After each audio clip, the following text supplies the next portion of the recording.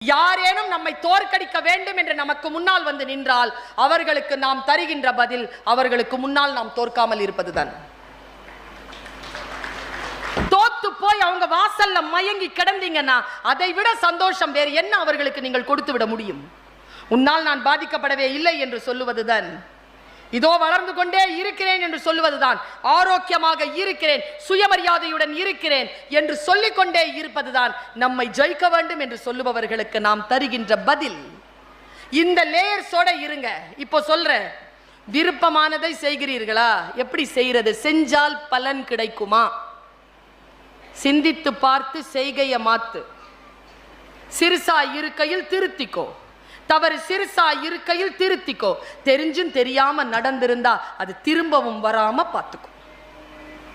இவ்வளவுதான் என் சித்தாந்தம். தவறே செய்யாதவர்கள் யாரேனும் இருக்க முடியுமா?